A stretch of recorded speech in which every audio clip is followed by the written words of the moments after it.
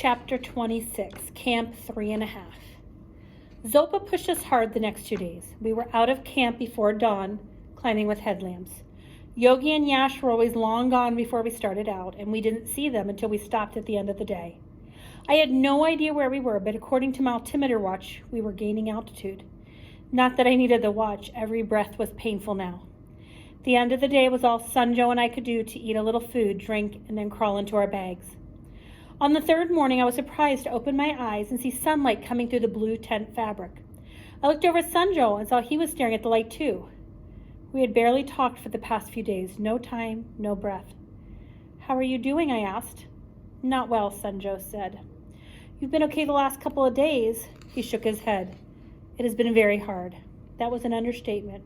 We had done several technical climbs the past 48 hours. It had been some of the most difficult climbing I'd ever done. "Any idea where we are?" Sanjo sat up with a groan. "Feels like we're on the summit." I laughed, which turned into a short but painful coughing fit. When he recovered, I said, "Maybe Zopa's going to give us a day off." "Not likely." We went through the contortions of getting dressed in our small tent, then crawled out. Light snow and freezing fog. We hadn't seen the sky in 3 days. Yogi and Yash were crouching near the camp stove. Yogi said something that made Sanjo blanch. "What?" I asked. "Zopa is sick." I understood why he was upset. Zopa didn't get sick. Zopa was the Iron Man. He had seemed fine the night before when we got to camp. We hurried to his tent. He looked terrible, bloodshot eyes, runny nose, pale, but he managed to sit up in his sleeping bag when he saw us. "We will go up to Camp 4 this afternoon," he said. He wasn't going anywhere in his condition. "The virus?" I asked. "I think so," he answered with a slight smile. "Or maybe it's just age." "Regardless," Sanjo said, "we should go back down. We need to get you help." "We cannot go down. The Chinese are waiting for us. Our only escape is up." "We have to come down eventually," I said, "but not on the side." "What are you talking about?" "Nepal is a little more than a mile away from here." I thought he was delirious or something. It would take us days to reach the Friendship Bridge in Nepal. He took out the map and pointed to the south side of the summit. "This is Nepal," he said. He pointed to the north side. "This is Tibet." He walked his fingers to the north side to Everest, then down the other side. "You mean we're not coming back down the north side into Tibet?" I asked. "When you reach the summit," he said, "you will head south into Nepal." "But we're not set up for the south side," I protested. "We don't have tents or gears." "Sherpas will help you," Zopa said, "friends of mine. We have already gotten word to them. They will be waiting on the other side. Yogi and Yash will take you to the summit." "What about you?" Sanjo asked. "As you can see, I am in no condition to climb. Camp 4 is as far as I will be going." "Then we'll wait until you get better." "That's right," I said. "I don't care if I get to the summit for my birthday. It's not important. To me, anyway. We'll set up a camp somewhere or stay right here until you get better." Zopa shook his head. "We don't have enough food or supplies." "Yogi and Yash can get more supplies from the other Sherpas." "That is not the only obstacle," Zopa said. "The weather. In 3 days, it will be good for a summit attempt. You will be in good position." I glanced back outside. It was snowing harder and the fog was thickening. "How can you know that?" Zopa shrugged.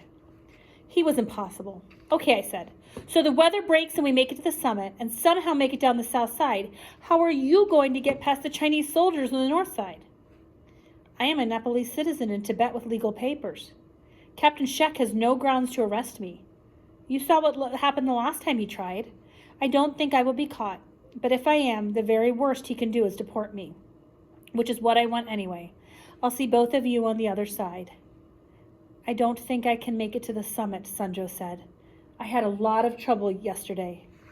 "I'm afraid I put you in a terrible situation, Sanjo," Zopa said. "You will have to make it to the summit now." I thought about offering to stay with Zopa at Camp 4 and help him down the mountain after he got better, but this was clearly not in keeping with my mother's instructions to stay selfish. And I didn't want to get to the summit. The debate was resolved by Zopa. He gave me a monkish smile. "I don't need your help, Peak, but Sanjo will." I just stared at him, relieved I didn't have to make the decision, and stunned that he seemed to be able to read my mind. "How?" He held up his hand. "Sanjo will not reach the summit without your help," he said. I need to rest, and so do both of you. We have a hard climb ahead of us. Sanjo took Zopa's advice. I tried to sleep but couldn't. I joined Yogi and Yash at the fire. Yogi pulled an oxygen tank and mask out of his pack. He showed me how to attach the mask to the regulator, then held up 2 fingers, indicating I was set the dial to 2 liters per minute. Then, using Yash as a model, he showed me how to put on the mask.